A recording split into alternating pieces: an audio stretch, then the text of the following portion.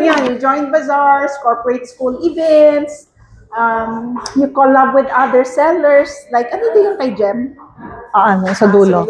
So, ikaw, you like to add to this? Yeah, so I met somebody who does bazaars and she does bread.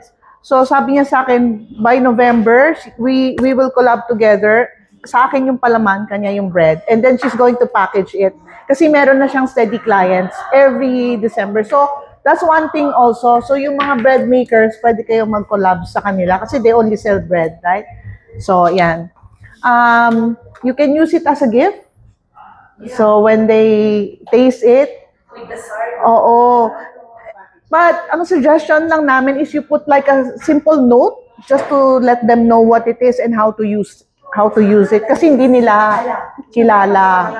Oo. Tapos as Dorothy said, it will spark conversation. So now you can talk about Thermomix also. Yun, so pag may demo din, we always bring and crackers. We have the guest taste. Actually, like me, last week, I have a friend from Canada. Then, sinabi ko yung get together tayo with friends. I'm going to cook for you guys. So, really, we're not going to bring anything. So, no, bring yourself lang. Okay na yun, that's it. Yes. Some of them bring may tempura. So, nilagay ko na in front of the table ng table. Oh, what's that? Never nila alam. So, sabi ko, this is magic. Basta, just sit, relax lang tayo. We just put everything lang. Really, then we do the maki. Actually, first we make the calamansi juice. And they are very amazed. Kasi it's only like 5 seconds, 3 seconds. They don't, sabi nila, isang hirap-hirap naman bigat-bigat. So, nagulat sila. And then, yun yung conversation. Kasi really need to Selling. Naisip ko, I have something to share yung, kasi ganda talaga eh. Then, yun na, let's start conversation. Now, nandiyan yung, nandito sa kabila yung so, friend ko na nagkain-kain sa house. Oh, see? Ganun lang. Yeah, very yes. I love it.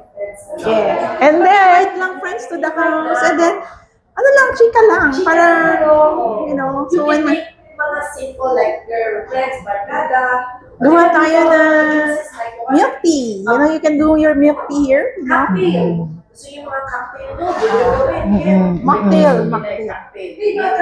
Mocktail lang, para walang alcohol. Baka mag-alit yung, baka sitahin-tahin ng nanay mamaya. Yeah. Ito yung binigay ko sa kanya right now the recipe. Kasi galing ng Taylor Swift last time yung kids ko.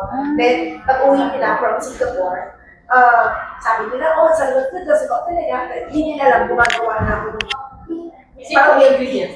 Yeah, that's very simple. Then, binigay ko sa kanila, yung girlfriend nila nandun. Pag inupo, masarap parang lasa ito Singapore na. Sarap ba? Sabi niya, masarap ko na binigay ko, sarap pa. Sabi ko, ako gumawa. They are very shocked. Yes. Yun yung binigay ko sa inyo. Kasi buong St. Luke's, mga bata, walang ginagawa, puro milk tea yan, kape, pwede ko i- Yeah. Pero you can make a picture na and just bring it. You And then just- siguro masarap siya with the ice. Kasi mga parents, student ko, magising na ay. Yes. Yeah. Ako na-delivery namin kung gano'n. Kung gano'n. Yeah. Oo.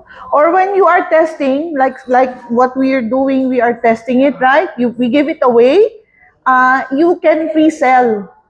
Pre-sell mo na. So, pwede mo. Breakfast namin. Kasi ang St. Luke's consultant, 8 to 5, may free ang food namin. Yes. May mga bread doon, minsan ko lang pala. Ayun! Actually, Pwede magawa siya. ka na ganyan, iwan mo na doon for selling. Di ba? Or Yes, for gift. pwede. Patry mo lang. Patry tapos yes. Pre-sell na. May flyer ka na lang. Punta ng clinic. Tapos sabihin mo, parang, Ano yun? Right now, ito yung gumagawa niya. What the term mix and now she's doing this. Yeah.